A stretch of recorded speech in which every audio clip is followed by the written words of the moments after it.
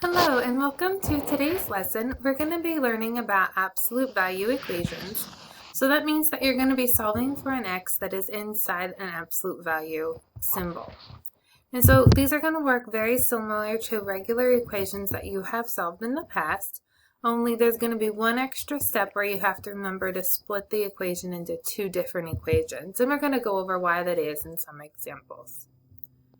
So as we're going along, make sure you just copy down the vocabulary words in your notebook, and you can also write down some examples so you have those to go back and look at and study when you're trying these problems on your own.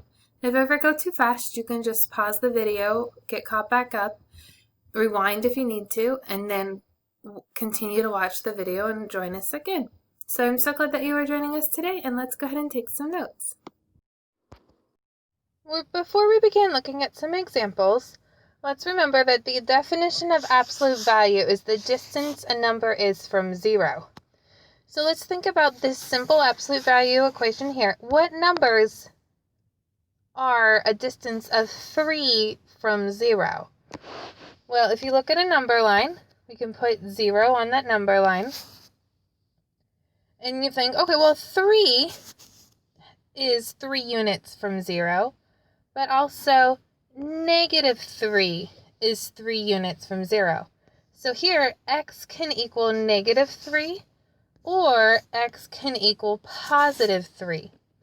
So when we solve these absolute value equations, we're going to have to remember that we're going to have a split where we set the equation equal to the negative version of our answer and the positive version of our answer. And so as we go through some examples, I'll show you what that looks like. Here are the steps you're going to want to have written down in your notebook. So you can either take a screenshot of this and put it in your virtual notebook, or you can write it down, pen and paper, in your notebook. Either way works. So here, to solve absolute value equations, your first step is going to be to isolate the absolute value on one side of the equation. And then you're going to simplify within the absolute value, if possible, by combining like terms. And then you're going to separate it into those two cases. That's just what I was talking about. One equation for each sign, positive and negative. Then you go ahead and solve each of those two cases separately. So let's look at an example. Our first step is to isolate the absolute value. That's already done. When I look at this side of the equal sign, there's nothing in front of or behind the absolute value, so it's isolated. I look inside the absolute value, and there's no simplifying I can do, so that means I'm ready to go ahead and do the split, where I'm going to have 11x plus 2 equal to positive 23, and I'm going to have 11x plus 2 equal to negative 23. And once you do the split, you don't have to write the absolute value symbol anymore. And then I just go ahead and, for my last step, solve each of these equations separately. So to solve the left equation, I'm going to subtract 2 from both sides. And these 2's cancel, and I'm left with 11x equals 21. Then I'm going to divide 11 by both sides. And I'm left with x equals positive 21 over 11. And if I look at the answers in multiple choice, they're left as improper fractions, so I'm just going to leave my answers in proper fraction also. Then I go over and do the right equation. I'm going to subtract 2 from both sides here, and that's going to leave me with 11x equals negative 25. And if you need to double check the negative work here, you can always do that on your calculator. There's no problem there. Then I'm going to divide both sides by 11 here. That's going to leave me with x equals negative 25 over 11. And those are my two answers. Remember, you can always go back and plug these into the original equation. So here you can take 11 times 21 over 11, which is 21, plus 2 is 23. The absolute value of 23 is 23, so that checks out. And then you can do the same thing with your other problem. Here, 11 times negative 25 over 11 is going to be negative 25. Negative 25 plus 2 is negative 23. Negative 23 is the absolute value of negative 23 is positive 23. So that checks out also. And that's something you could do on your calculator real quick, and you're ensuring that you have the right answer. You know before you turn it in whether you're getting it right or wrong. So you just go ahead and look for this answer in my multiple choice. And they're always going to put the negative answer first. So here, choice C has negative 25 over 11 and positive 21 over 11. So that's going to be my final answer. So this question here, I have a minus 2 after the absolute value. So I'm going to work to move that so that this absolute value will be isolated. So to do that, I just add 2 to both sides. And that's going to leave me with the absolute value of 7x plus 7. These 2's cancel, equal 8. Now my absolute value symbol is isolated. Inside of the absolute value symbol is simplified. So now I'm going to go ahead and do the split. So that means I'm going to have 7x plus 7 equal to positive 8. And I'm also going to have 7x plus 7 equal to negative 8.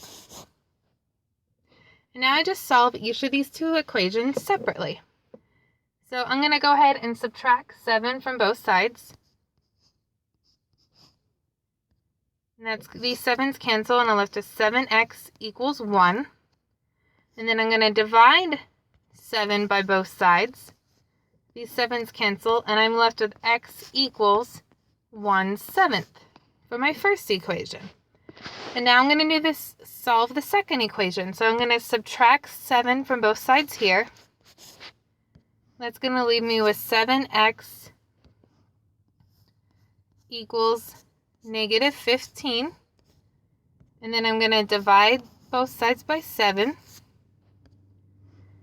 And that's going to leave me with x equals negative 15/7. And those are going to be my two answers for this equation. Don't forget to take the time to go ahead and check those by plugging them back into the original equation and making sure that you get an answer of 6.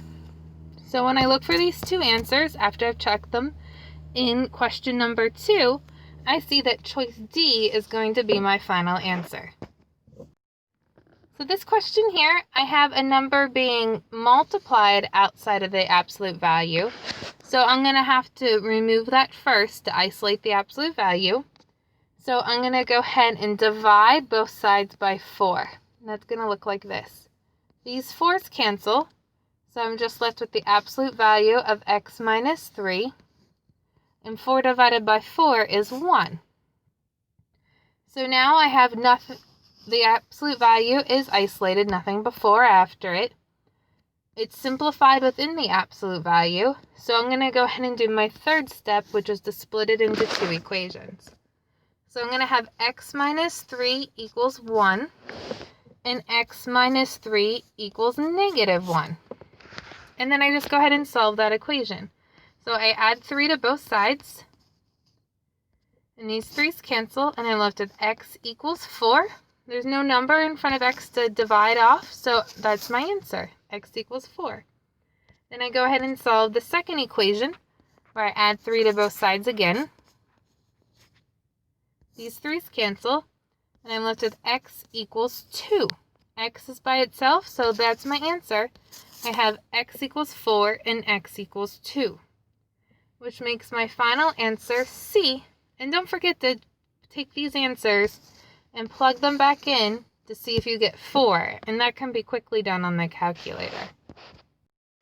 So now I'm going to go ahead and look at this next example. This example doesn't have anything before or after the absolute value to isolate. However, I can simplify within the absolute value this time. I have two x variables. So the first thing I want to do is get rid of those parentheses. So I'm going to distribute what's in front of the parentheses. And what's in front of the parentheses is an invisible 1. So I'm going to take the sign of that 1, which is the minus or negative, and distribute it into the parentheses. So I'll multiply -1 to each term. So when I do that, I still have the 3x. 5x times -1 is -5, so I write that as minus 5x. And -1 times -2 is positive 2, so I write that as plus 2. And now I can combine those two x terms. 3x minus 5x is -2x plus 2 equals 1. And so now I have everything simplified within the absolute value, so I can go ahead and split that into two equations. I'm going to have -2x plus 2 equals positive 1, and -2x plus 2 equals -1. And I solve each of these equations separately. So I'm going to subtract 2 from both sides. These 2's cancel, and that leaves me with -2x equals -1. And then I'm going to divide both sides by -2. And these 2's cancel. That's going to leave me with x equals, and -1 divided by -2 is going to be a positive 1/2. The negatives cancel. And then I just continue to solve the second equation. So I'm going to want to subtract 2 from both sides here. These 2's cancel, and that leaves me with -2x equals -3. And then I'm going to divide both sides by -2. These 2's cancel, and that's going to leave me with x equals, and once again, dividing by two negatives makes a positive, so it's going to be positive 3/2. And once again, you can check this question by putting the answer back into the equation and making sure you get 1 for both of them. And when you do that, it should check out, and that makes my final answer A. Looking at this example, it's probably going to be one of the harder ones that you have because it has the 2 absolute values in it, which means I'm going to have 2 splits. So the first thing I'm going to do is isolate one of the absolute values. So I'm going to go ahead and isolate this absolute value of x. So that means I'm going to subtract 1 from both sides, making sure to line up my numbers with numbers. And so these ones here are going to cancel. That's going to leave me with the absolute value of x equals 6 minus the absolute value of 3 minus 3x. So since I have one of the absolute values isolated, I'm going to go ahead and do my first split. So my first split is going to be where I drop the absolute values here and keep the signs the same on the equal side.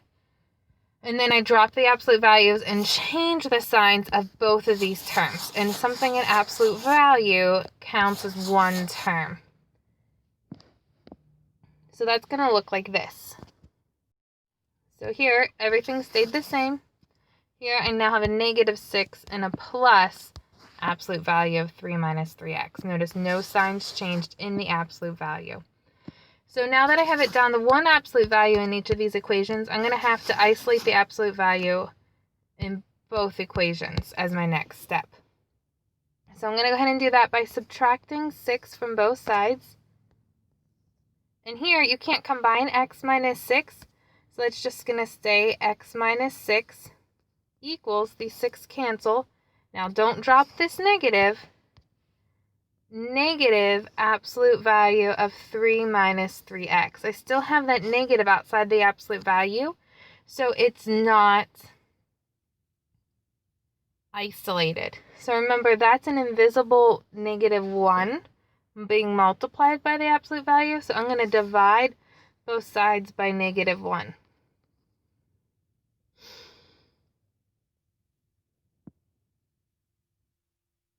So these -1s cancel. And on this side, I'm going to have to divide each of these terms by -1.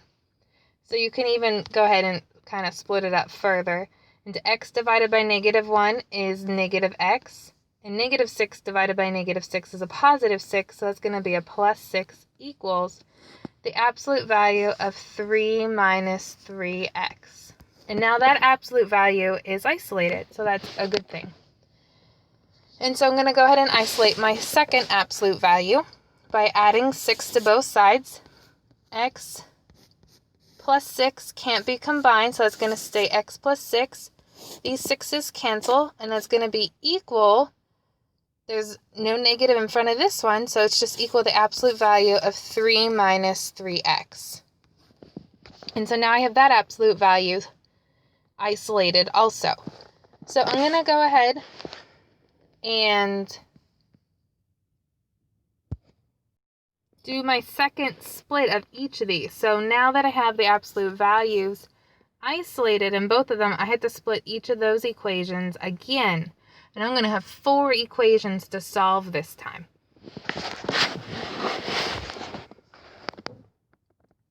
So remember, you're going to just drop the absolute value symbols on the left side this time, and on the right side you're going to change the sign of each term. So I'm going to change -x to +x and +6 to -6, and that's going to equal 3 minus 3x. And then I write it a second one where they just stay the same. So it's going to be -x plus 6 equals 3 minus 3x. And here, once again, on the left side, I just drop the absolute value symbols. And then I have one equation where the signs stay the same, and I have one equation where these signs will change for each term. So the one where they stay the same, that's just going to be x plus 6 equals 3 minus 3x. And the one where they change, it becomes a -x minus 6 equals 3 minus 3x. And those are the 4 equations that you're going to solve. For the sake of time in this video, I'm not going to solve each of those equations. You should be able to solve an equation at this point with variables on both sides. If not, you can go back and review that in another video. This equation here is going to equal x equals 9 over 4. This second equation is going to equal x equals -3/2. This third equation is going to equal x equals -3/4. And this last equation is going to simplify where x equals 9/2.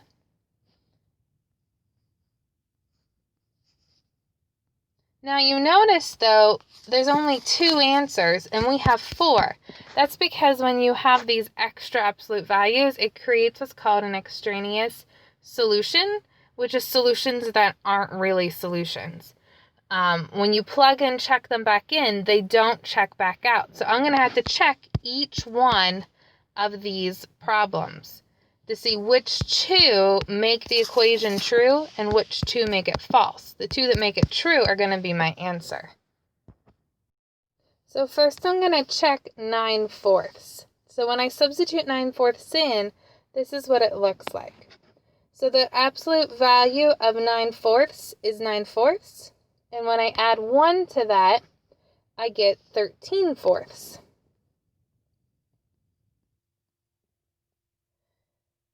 On this side, I have to simplify in the absolute value first. So I'm going to have 3 times 9 over 4, which is 27/4. And I'm going to add 3 to that, which is going to be 12/4. And I take 12 minus 27, and that's 15/4, but negative. But when I take the absolute value of that, it's going to be positive. So then I'm going to have 7 minus 15/4, which is also 13/4. So this one here is going to check out and be one of my answers.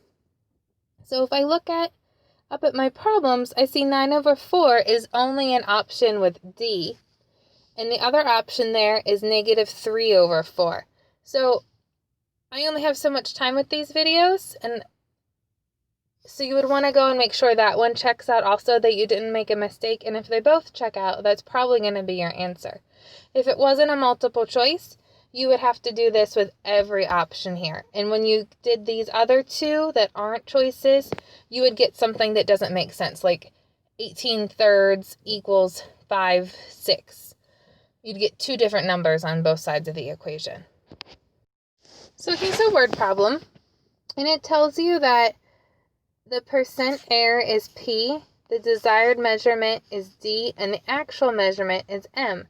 So doing measurements in chemistry and different sciences classes, you will sometimes in your lab reports be asked to calculate your percent error, and that has to be within a certain percent error. And in this problem, it's saying 0.8% is your percent error. So here, the engineer is measuring something that requires great precision. The percent error must be less than that 0.8% from the desired measurement of 2. So let's go ahead and plug those numbers into our formula. So the desired measurement is 2, so instead of writing D, I'm going to write a 2, minus the M, that's what I'm looking for to see what my actual measurement can be, absolute value symbol, over D, which is really 2, times 100, equal to the percent error, which is 0.8, 8/10. So first thing I'm going to do is isolate the absolute value symbol. So I'm going to divide both sides by 100.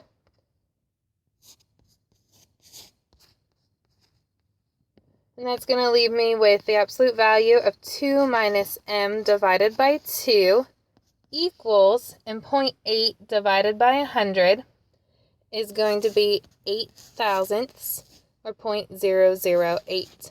Then I'm going to multiply both sides by 2. That cancels these 2's. And that's going to leave me with the absolute value of 2 minus M equals 0.016, or 16 thousandths. And so now I have that absolute value isolated. I'm ready to do my split. And when I do that, I have the positive 16 thousandths and the negative 16 thousandths. And so then I just solve for M in both of these equations. So I'm going to go ahead and subtract 2 from both sides. And that's going to leave me with negative M. Don't drop that negative or you're going to get the wrong answer. And that's going to equal negative 1.984. Then remember, this is an invisible 1 here, so I'm going to divide both sides by negative 1. And that's going to leave me with M equals positive 1.984. And then I do the same thing on my second equation. I'm going to subtract 2 from both sides. And that's going to leave me with that negative M equals negative 2.016. Divide both sides by the negative 1. And that leaves me with M equals positive 2.016. So that means that my actual measurement, this engineer, his actual measurement has to be between these two measurements. And the units he's working here is meters. So that means that choice C is going to be my final answer. Thank you for joining us today, and I hope you learned something new.